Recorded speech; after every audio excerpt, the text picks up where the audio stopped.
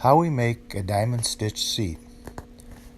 First draw the lines, then sew the lines, glue the top on the seat, trim off the excess leather, sand and burnish the edges, cauterize threads, and dye the edges. Condition the leather and repeat.